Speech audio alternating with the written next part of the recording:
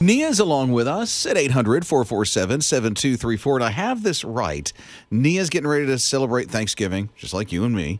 And she's going to do something different. What are you doing different on Thanksgiving, Nia? We don't do turkey for Thanksgiving. What is it, pizza? We do chicken. That's close. It's still poultry. We just don't like the flavor of the turkey. We feel like we have to drown it in the gravy, or we have to barbecue it. My dad will barbecue it sometimes, but we would rather just use chicken, maybe even ham. So is it just like an entire chicken? The chicken, sometimes we'll get a whole small chicken, and then we'll put it like a crock pot and slow cook it and put it with like some chicken broth or something to give it flavor. That's how we'll do chicken. Or maybe we would just even do baked chicken legs. Like I said, on special occasions my dad would do, he'll cook turkey and do a pulled pork kind of turkey, or even do it with chicken. But well, you know what it also does? It alleviates the stress for your family because you're not worrying about thawing it out 12 days in advance. Yes. And making it look perfection like on the movies. When it looks roasted, you can't, like, it's hard to get it to do that. Yeah, just take it. It's easy. It's still, it's still foul. It is still poultry. Right? Yes, it is. It's still poultry. Scott, what did you say you do on Thanksgiving? Well, I eat on Thanksgiving. Well, yeah, outside of the eating. Thank you. Keen sense of the obvious there. I keep hearing more and more people are doing the takeout, going out to eat, and somebody said it was actually a little bit cheaper to eat out than it was to go to the store, buy everything, and cook it yourself. I remember about 3 years ago, we moved into a new house, didn't have a refrigerator yet, so we just went to Cracker Barrel and then got some extra plates to take home so we'd have those yummy leftovers. Nice. That's good, but that whole no refrigerator thing help you thaw out that turkey a little faster. You're listening to Rob and Liz in the morning. His radio. This is his radio. I don't know if you're doing anything different that most people do not do on Thanksgiving. It'd be interesting to hear about that at 800-447-7234. Amy's here. What about you, Amy? We go camping. How long you been doing that? This will be our 4th year. Where do you go camping? We go to Roanoke Rapids to the RV resort. They have an awesome RV resort with a hot tub. And it's got a hot tub. It's got a hot tub. That's like perfect in this kind of weather. It is, and it's so much fun. We started it on our first anniversary. I just kind of asked my husband, hey, do you mind if we don't go spend it with family? Can we go camping? He's like, really? You want to go camping? So that's what we've been doing every year. This will be our 4th year. And what's the meal you have on Thanksgiving? Well, this year we're actually having oysters. But last year the campground had Thanksgiving and they invited us. That is so much fun. Your husband thinks he got marital jackpot, didn't he? He did. When I said I wanted to go camping, he was like, yes. You're listening to Rob and Liz in the morning. On his radio. Oh, Liz just seems a little disappointed this morning. Trying to put my finger on it. I don't know why. It is Rob and Liz in the morning, his radio. What's going on? Somebody came up with a list of like the worst Christmas movies ever. Oh, and good. I can't wait. Well, no, I don't get it because 2 of my favorites are in the top 3, and I don't understand. So they said Christmas with the Cranks is one of the worst. Elf is one of the worst. And she likes both of them. You like both of them, right? I love both. I thought so, especially those. Elf. Especially Elf, but Yeah. Christmas with the Cranks, so funny. And then the other one is the Kirk Cameron Saving Christmas. Okay. And I've seen parts of it, so I don't know for sure. But I'm like, why would you say Elf and Christmas with the Cranks are terrible? Just terrible. What else is terrible? Oh my goodness. Christmas Story is on there somewhere. The Christmas Story? It's almost Ralphie? like Oh, come on. It's almost like every Christmas movie. I did not see the Santa Claus. I did not see that on the list of the worst ones.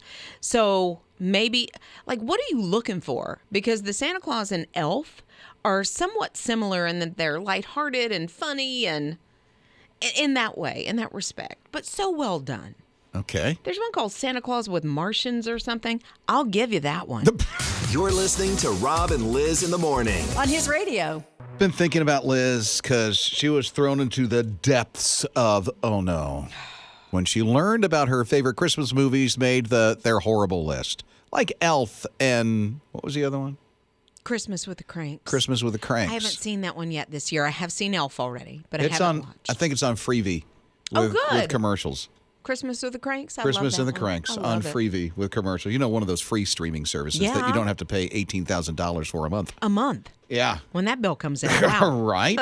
So Kristen is here at 800-447-7234. What was your question about this, Kristen? So I'm curious if how the Grinch Stole Christmas, any of the cartoons, the two that came out, like the Jim Carrey one and the one recent. Before we tell you if it's on the bad list of Christmas movies, why are you asking about that one movie in particular? The Jim Carrey version is my favorite. What's the worst of all? Because there's a bunch of Grinch movies. Which one's the worst? The newer one with the Jim Parsons guy. I couldn't get into it. No, it was terrible, wasn't it? It was awful. It really, really was. It was not, I couldn't do it. Kristen, we're grateful to tell you that when it comes to Grinch, on the list, He is not there. The Grinch came up with the list. That's the mystery. You're listening to Rob and Liz in the morning. On his radio. So you go on a family vacation, you got the kids with you, you're visiting family, and they see some new experiences when you're on this vacation. This is what happened to the Schwartz family. So the Schwartzes went to California. They're from Massachusetts. They went to California, and their 9-year-old, his name's Belmont, he saw more homeless people than he'd ever seen in his life. People that were kind of going through the trash in some instances, just looking for something to eat. So this little boy getting back from California to Massachusetts had a lot of time to think. And in that trip, he decided he was going to do something for those homeless people in his community. And he started getting donations of food, non-perishables, so that they could be donated to homeless shelters and different people in the community. So the first year, he did really well. This year, he's done 2 tons of food. really? 2 tons. That's of a food. lot of food. Way to go. Yes. And he's 9. So this started when he was, 7 or 8 years old, when he saw, this problem in other parts of the world. And I'm sure on that trip back, he's peppering mom and dad with questions. Do we have homeless in our area? What can someone do to help? And when he got home, he had a mission. And he's doing it. And he did it. 2 tons of food. Rob and Liz in the morning. His radio. This family's just minding their own business. And through the front door comes a deer. Full-grown buck. A deer. Goes through the living room, goes through the entire house, goes through the kitchen, is poking holes in the ceiling with its antlers, tearing apart the entire house. I think the thing was freaked because it couldn't get out. Well, it didn't know where it was. Like, why are people in here? Yeah, it's What's like, happening? what is going on? All the deer wanted was to look for a date, hopefully get married and start a family. That's all this guy wanted. That's at least what DNR thought, because Right. DNR came out and said, we'll get the deer out. Don't worry. Don't freak. I know there's a lot of damage. Sorry about the TV. It's just like, And everything woo. else. So they got the deer out. Here's the thing. They have on their front lawn, this family, they have a display of deer, but it's not like, it doesn't look like real deer. It's like, the white just silhouette kind of wood. thing. So it's Right. white wood. And so that deer looked at that and went, oh, hey, Hey, girl. Want to go on a date? And I think it saw a reflection in the window. And so the deer's like, well, you don't want to talk to me. I'm going in there because I see some more. I'll go ask your sister out. I'm going to see if they want to go out and get married and have a family. So the deer went in there. That is what DNR thinks happened. Well, that's the only explanation. It's not like the deer really wanted to get in and watch the latest episode of whatever. Rob and Liz in the morning. On his radio. This is a message that came in at 866-447-7234. Hi, my name is Noel, and I've been a listener for several years. I just want to comment on the window decal. I had just put it on my brand new car, and somebody hit me from behind. The only part of the car that was not damaged was the window decal sticker, and I really believe that it saved my life. So even though the car is completely totaled, I know that I'm safe under the shelter and shadow of the wings of our Almighty God and Jesus Christ. So I need a new car, and I also need a new window sticker. You guys, please send me one. I love you all. God bless. Scott, if you can get right on that and send him a window sticker for his new car, since that one will be a new shiny one and not in an accident. Making the note right now. Okay, good deal. Wow. Wow. I know. Isn't that We'll amazing? make it real shiny, too. Yeah, real shiny. Isn't that the new car. amazing? It is. That blew my mind when I heard that over the weekend. Well, thanks for putting that window Yeah. sticker on your car, first of all. And we're grateful you're okay, Noel. Yes. I'm telling you. Rob and Liz in the morning. On his radio. I'm pretty sure you know this, but maybe the guests coming over for Thanksgiving have no idea not to give this to your dog. It's Rob and Liz in the morning, his radio. And I think most of us kind of know, don't give your dogs chocolate. That seems to be everywhere. That's a big taboo. I think most people, and grapes, right? Yeah, but They're toxic. Our dog, now passed now, his name is Ace. He used to steal grapes. Anytime anybody would drop a grape, that boy was on it. Loved them. And I would have to fight him to get him away It's like, from it. no. No, Ace, don't do it. Bones, you can't do bones. When I was growing up, my family gave, I hate to say this, every leftover to our dog. When you say bones, there are bones that they can have, but you're talking about the turkey bone, right? Turkey and ham, because they both splinter, and so you can't give those to the pups, unfortunately. Citrus, I didn't know you couldn't give oranges to dogs. Liz. I did not know this. Liz. How many oranges have you given to your dog? I have given Charlie little pieces of like cuties, and so, I know not to do that. You can't give them nuts. They're not supposed to have milk and dairy. That's more for you, I think, than them, because it messes with their tummies. So there's a bunch of different things that you can't give your pets on Thanksgiving. Nuts is one. Anything that has Splenda or Equal in it. Really? Yeah. So they can't be on a diet? They cannot be on the diet. It's horrible. Rob and Liz in the morning. His radio. Some people are getting upset. It's Rob and Liz in the morning, his radio. Over Wordle. Wow. Over Wordle. Now, here's the thing. I don't know how many people really play that game anymore, but it was big. At least over the summer it was. And so some words spiked in searches like Homer for home run. Homer, okay. because it's 5 letters in Wordle that you have to get, right? So you know how the game is played if you play it. So here's the thing that upset some people. And it's one word, and the word is humor. Humor? Mm-hmm. Humor? Yes. Okay. However, if you look it up in the Cambridge Dictionary, the British spell humor with a U in it. Yeah, they do. So that's 6 words. And so some people are like, especially if you're playing as if you're in the UK, Yeah. you're like, that's not how you spell humor.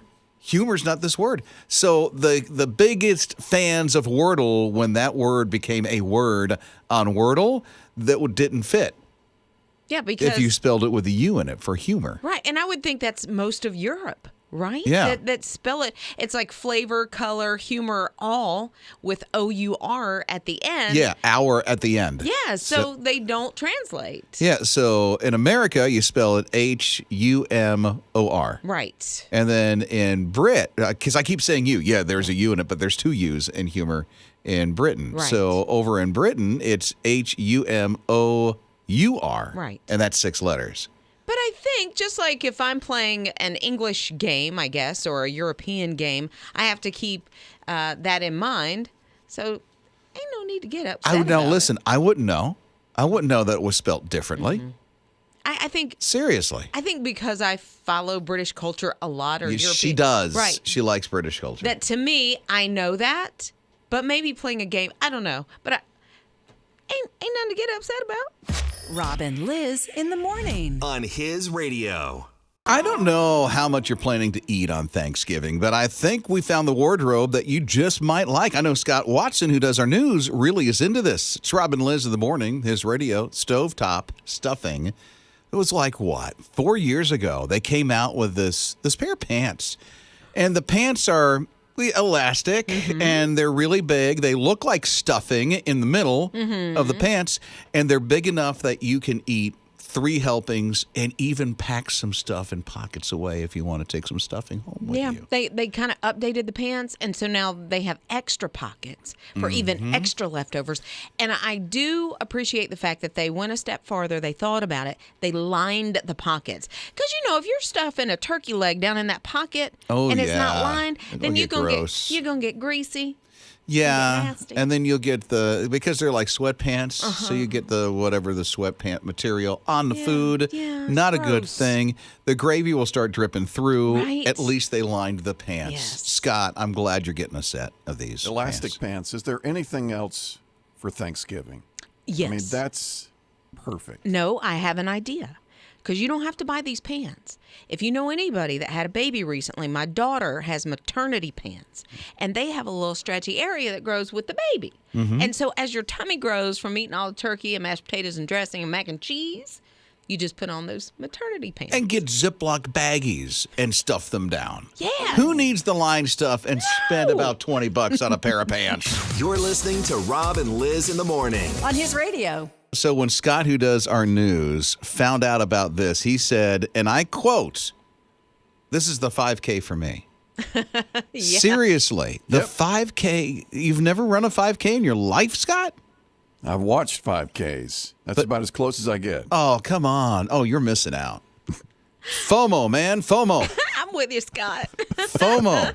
So this is a 5K so you don't have to do 5K on Thanksgiving. They're Loving saying it. skip the trot. Okay. Skip it completely. So there's some coffee creamer people. Coffee Mate. Coffee Mate, yeah. Yeah, which I use. I like that one. They're doing some sweepstakes, and they're saying, listen, if you take a pledge not to do a turkey trot, not to do a Thanksgiving 5K, you could possibly win 5K.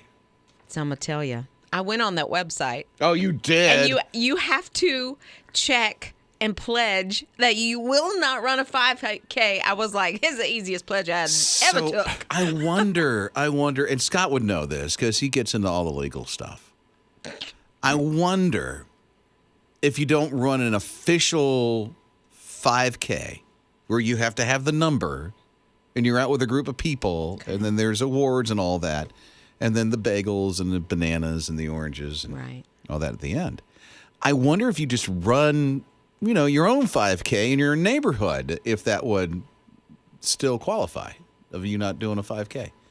But Rob, you have to take a pledge. And Scott, are they tracking like the tracker? They say we need proof that you didn't do it. You have to show us your rings.